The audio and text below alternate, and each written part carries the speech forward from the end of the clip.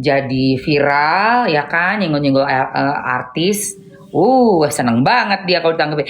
Jangan lu sebut nama dia. Oke, gue hapus aja. Gue mau hapus jadi dia nggak ada. Ini ya, yang ini nih komennya sorry ya, Rizky. Dia gue hapus dan gue blok. Gue blok aja jadi dia nggak akan pernah keluar dalam kehidupan gue. Bye bye. Bye.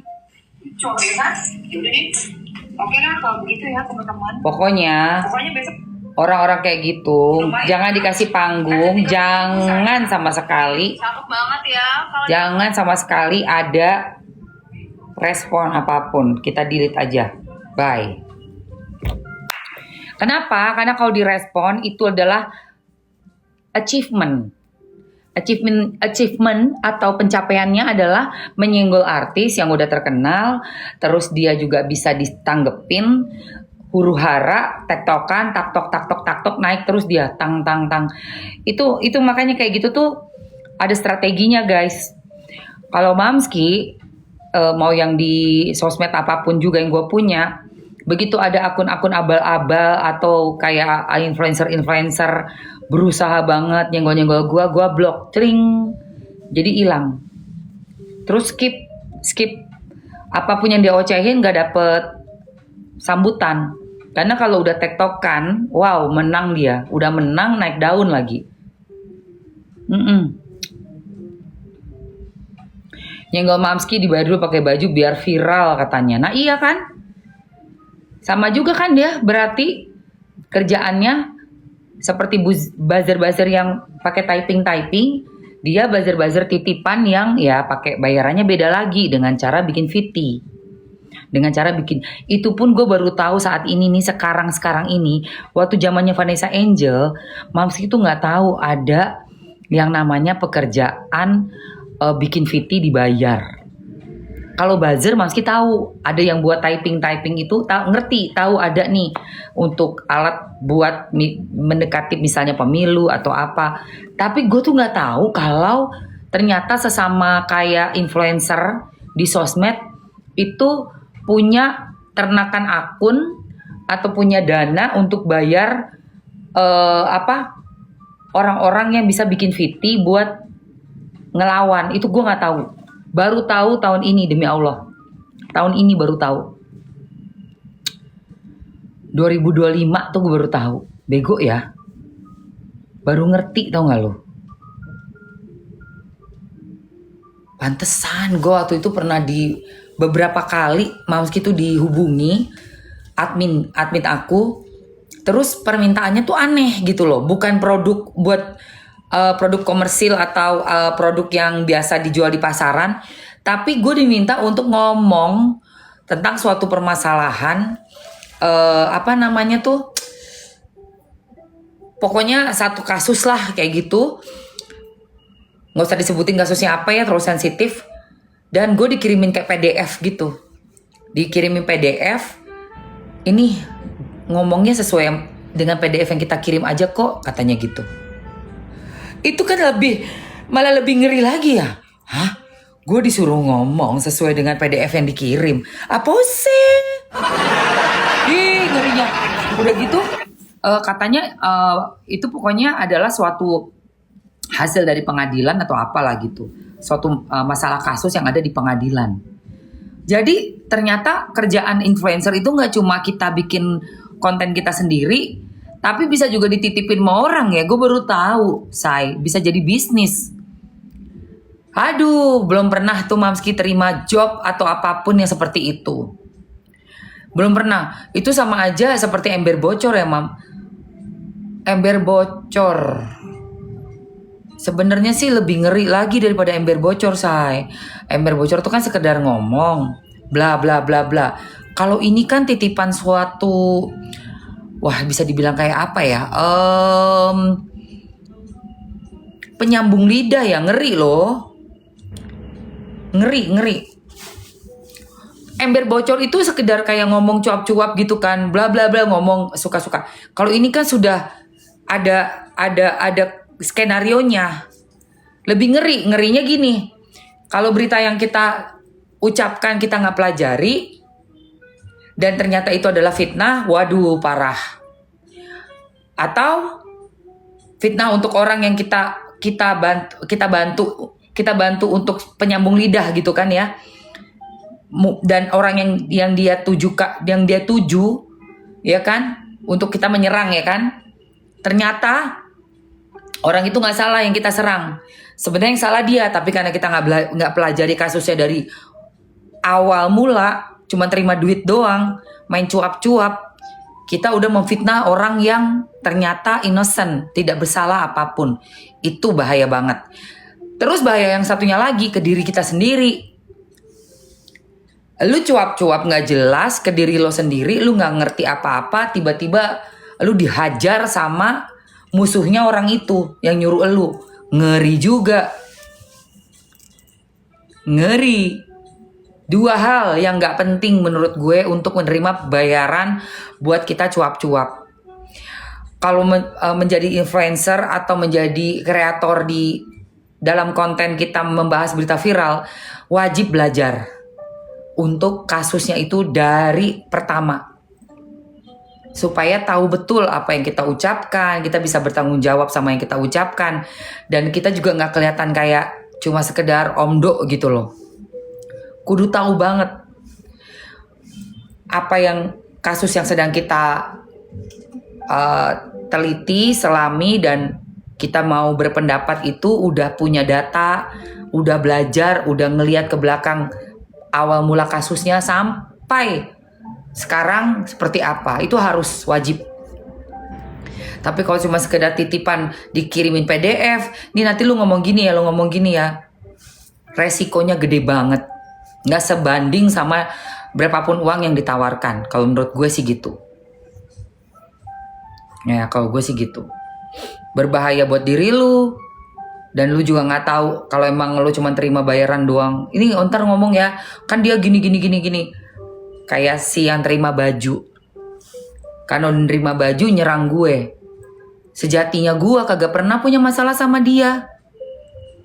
Nggak ada urusannya sama sekali itu sama si DJ. Mana gue ada urusan sama si DJ. Tiba-tiba karena dia terima pesanan, ngoceh lah dia.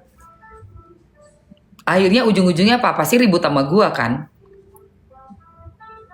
Ribut sama Mamski kalau sampai terlontar aja nama lengkap gue. Dan dia lagi live, terekam jejak digital. Nama lengkap gue lu sebutin, gue lagi iseng, gue lagi banyak waktu, gue udah gak banyak mega sale, ya kan, gue lagi leye-leye, liburan, gue bisa aja bikin LP, suka-suka gue. Gue jabanin sekalian. Masalah kan, repot kan. Itu say. Iseng gue bikin LP sebutin nama lengkap gue, udah jelas. Bisa, masuk deh. Ada untungnya gak buat dia? Untung baju, berapanya sih baju? Baju juga harga di pasar aja yang katanya itu kan mirip-mirip doang tapi gak sama. Ya serupa tapi tak sama, tapi kan mirip. Ya, itu cuma cepet, harganya cepet sekian. Dijual 180.000. Paling modal 75. Modal 60. Iya. Gitu loh say. Ngapain lu terima baju harga gak seberapa, lu ribut sama orang lu.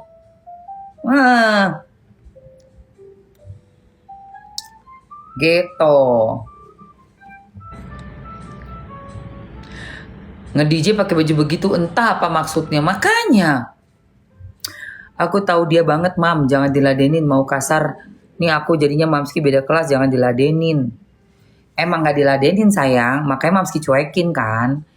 Gitu, untungnya gak Mamski ladenin. Iya, karena gue lihat ya ini mah orang suruhan juga nih. Ayo kamu serang ini. Sama kayak si Cadel juga disuruh-suruh. Nyerang Doktif si Cadel. Ujung-ujungnya repot sendiri. Dapat apa sih lu ininya? Untungnya Cadel, mending ngurusin anak, mending ngurusin dagangan. Toh emang gak ada faedahnya juga. Iya gitu loh guys. Pasar kiri anjir.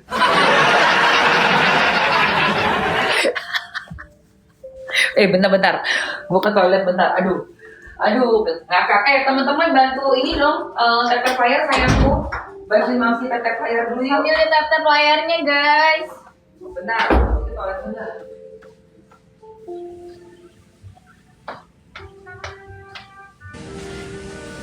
Yang masih di luar nih ada join juga ke live Mamski guys.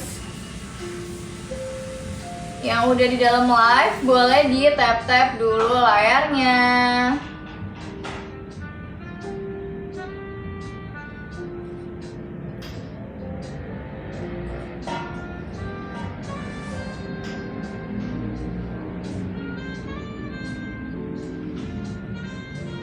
Ayo guys, tap dulu layarnya.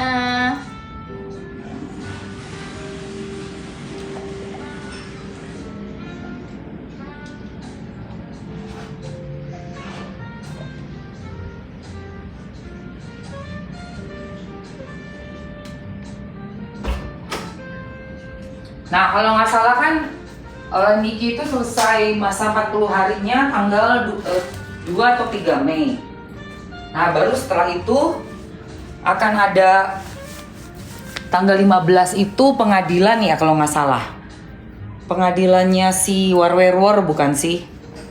Kalau nggak salah Doktif juga udah bilang deh kemarin tuh pengadilan itu dia Doktif akan dipanggil jadi saksi. Nah, itu kan ada si Nikmir juga kan, jadi saksi juga kan. Itu mah seru banget guys. Itu bakalan seru. Ada yang mau dikupas tuntas loh masih Doktif loh guys. Sumpah asli. Bakal ada yang dikupas tuntas sama Doktif.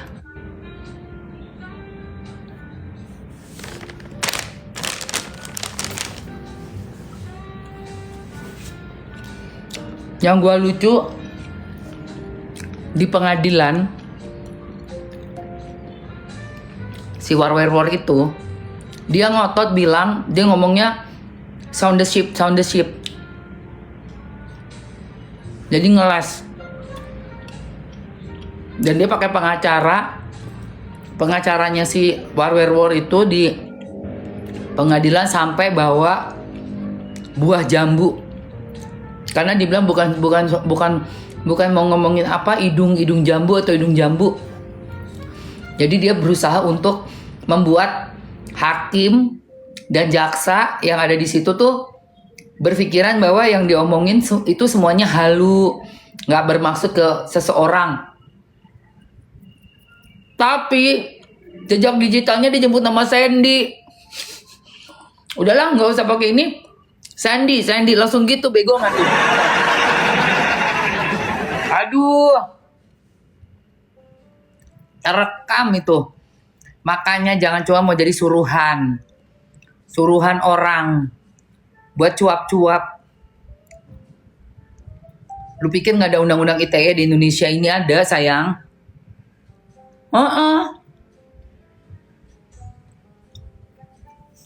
Saking kepedean ya.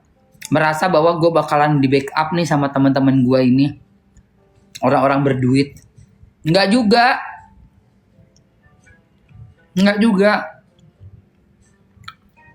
Halo Hovi, buktinya sekarang lu di dalam sendiri.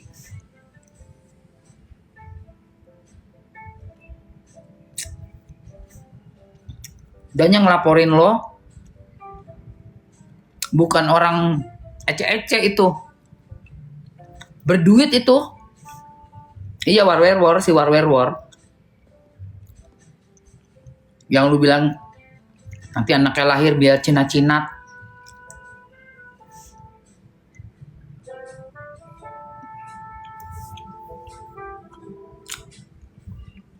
Kapoknya minta ampun tuh, kapok itu. Iya, yang ngelaporin dia duitnya kenceng saya. Nggak ada urusannya sama dia. Itulah satu-satunya juga salah satunya juga yang Mamsi maksud dengan menerima pesanan untuk menyerang seseorang. tanpa berpikir tentang keselamatan dirinya sendiri.